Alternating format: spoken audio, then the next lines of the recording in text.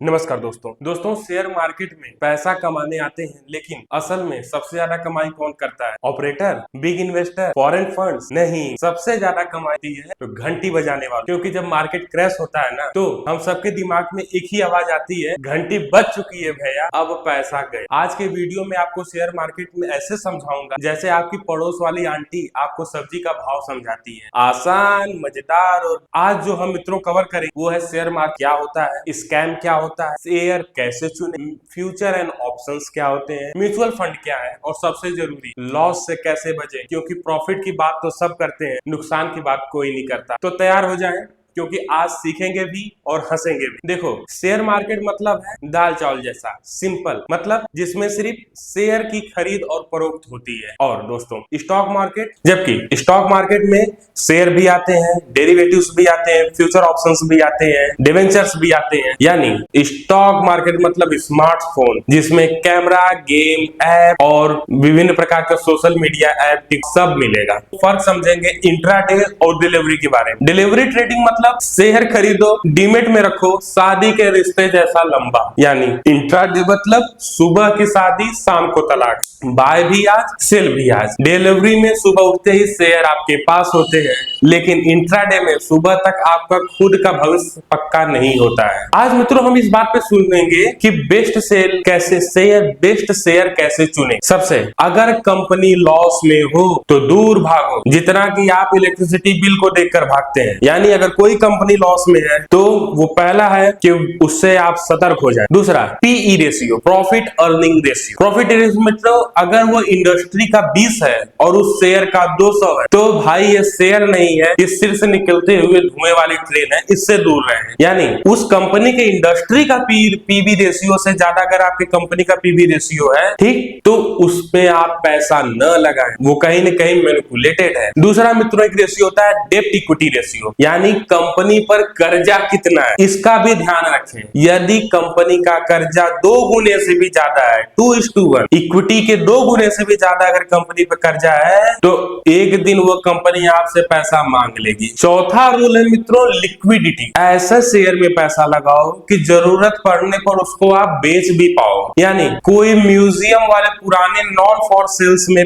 Share में पैसे मत लगा देना। रूल नंबर 5 ईयर का चार्ट देखो, अगर वो कॉन्टिन्यूअस स्लो ही लेकिन इंक्रीजिंग मोड में ऊपर जाता है तो शेयर अच्छा है। रॉकेट वाला शेयर मत खरीदो, क्योंकि रॉकेट ऊपर जाता है और एक दिन ब्लास्ट मारकर नीचे भी आता है। आज मित्रों उस पर बात करेंगे, हर्षद मेहता स्कैम। एक ऐसी स्टोरी जिसने स्टॉक मार्केट को हिलाकर रख दिया, लोगों के भरोसे टूट गए कि पैसे लगाए कि ना लगाए। आइए इस स्टोरी को समझते हैं। सन था 1992। मार्केट में एक शेर पैदा हुआ, हर्षद मेहता, जिसको लोग द बिग बुल के नाम से जानते थे। ये आदमी शेयर ऐसे चढ़ाता था जैसे आप कजन की शादी में डीजे के ऊपर चढ़कर नाचते हैं। कैसे? बैंकों की फेक रिसिप्ट बनाकर बैंकों से करोड़ों रुपए उठाए, उसको एसीसी और स्टारलाइट जैसी कंपनियों के शेयर को खरीदा। उस एसीसी का शेयर जो 200 रुपए का था, उसको पंप और डंप के माध्यम से 200 से 9000 तक पहुंचा दिया। पब्लिक बोली, यार ये आदमी तो पैसे की मशीन है। लोग उधारी लेकर खरीदने लगे, कई तो ईएमआई पर शेयर ले आए, और कर्जा लेकर शादी और शेयर दोनों रिस्की है। फिर एक पत्रकार जिसका नाम सुचिता दलाल था ने इस स्कैम को पकड़ा और मार्केट धड़ाम 40% क्रैश हो गया। लाखों फंसे, बैंक के हाथ में फेक कागज था जिसकी वैल्यू 0 थी। तो इस पूरे स्कैम से क्या सीख मिलती है, इस पर एक नजर डालते हैं। तेजी देखकर कभी मत खरीदो, जहां भीड़ ज्यादा है समझ लो कुछ गड़बड़ है। भेड़ चाल में कभी ना चले। मित्रों मार्केट में सबसे तेज गिरता है वो है भरोसा और शेयर का प्राइस, तो सावधानी के साथ ही क्रय करें। तो आज हम समझेंगे कि लॉस क्यों होता है। ठीक, सबसे पहली गलती, व्हाट्सएप ऐप टिप्स। बहुत सारे लोग ऐसे व्हाट्सएप ग्रुप में जुड़ जाते हैं जहां पे टिप्स दी जाती है कि यहां शेयर लगाएं और यह शेयर अगले दिन 10% की ग्रोथ देगा, अगले दिन 20% की ग्रोथ देगा।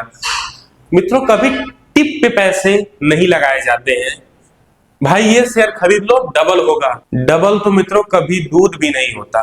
दूसरा प्रॉब्लम है लालच। मार्केट ऊपर हम हीरो, मार्केट नीचे हम जीरो। तीसरा नुकसान पंप एंड डंप। ऑपरेटर ने चढ़ाया, आपने खरीद लिया, वो भाग गया, आप फंस गए। इसमें भी कई लोग फंस जाते। जो सबसे बड़ी समस्या है, उधारी लेकर ट्रेडिंग कभी ना करें। अगर मित्रों शेयर गिरा तो लाइफ भी गिर गई।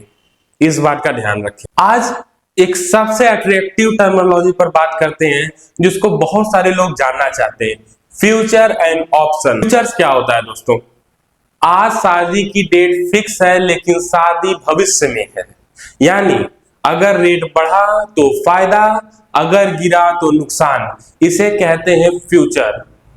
सूट बूट और पास्ट की लूट। ऑप्शंस क्या होता है? Call option, put option.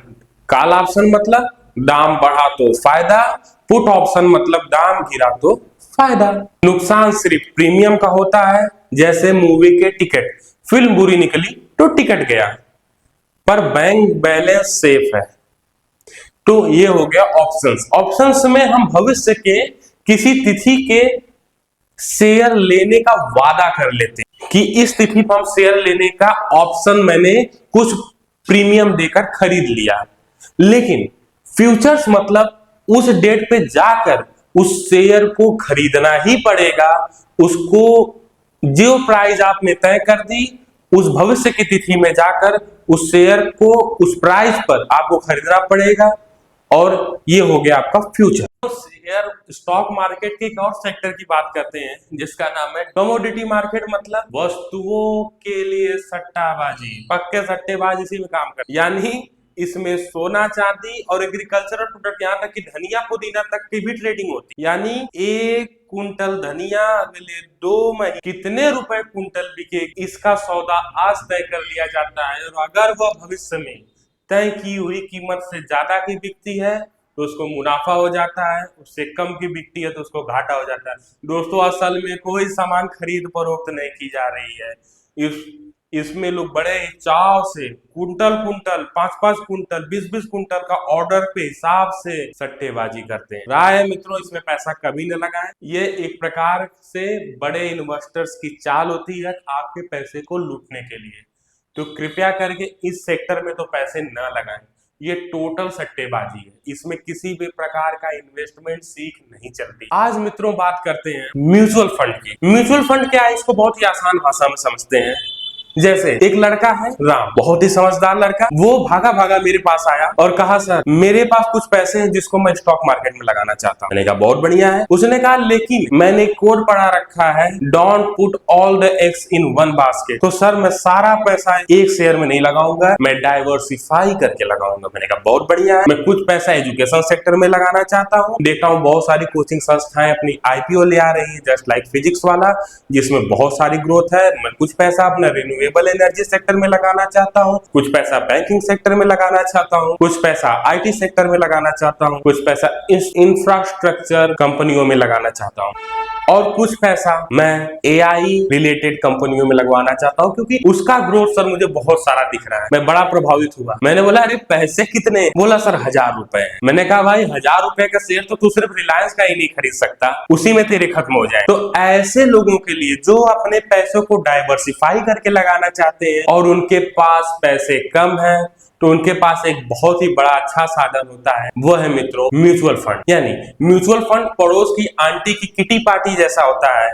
सब पैसा मिलाते हैं और फंड मैनेजर वह पैसा घुमाता है। डिफरेंस, किटी पार्टी में रिटर्न मिलता है खाना, और म्यूचुअल फंड में रिटर्न मिलता है डिविडेंड और पैसा।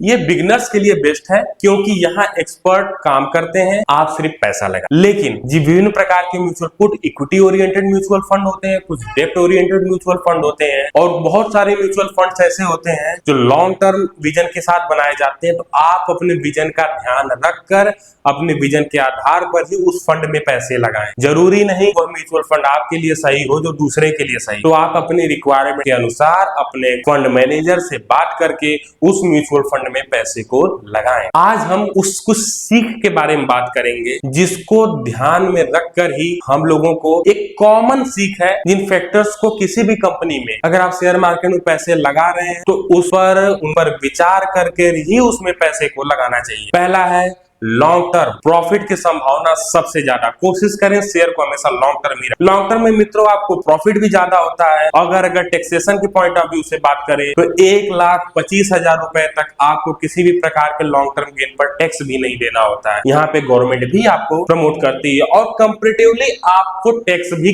कम देना पड़ता है। यानी लॉन्ग टर्म कैपिटल गेन पे आपको जो पैसा देना पड़ता है वो 12.5% का ही टैक्स देना पड़ता है। शॉर्ट टर्म के चक्कर में न पड़े, शॉर्ट टर्म में अपना दिमाग खराब न करें। मार्केट न्यूज को पढ़ें, विभिन्न प्रकार की सोर्सेस से उस न्यूज को पढ़ें। आदमी हो चाहे शेयर, जाना ऊपर ही, तो समझदारी के साथ पैसा लगाएं। तीसरी यानी प्रमोटर के पैसे और कंपनी के डेब्ट का रेशियो अवश्य ध्यान में रखें और कंपनी के बुक वैल्यू, और अगर उस बुक वैल्यू से शेयर का प्राइस कम है तो मित्रों डिस्काउंट में शेयर मिल रहा है, तुरंत खरीद लो, 100% बढ़ेगा। देना और कमेंट में लिखना कि मैं सीख कर निवेश करता हूं। मिलते हैं मित्रों अगली वीडियो में कुछ और लाइव एग्जांपल ले।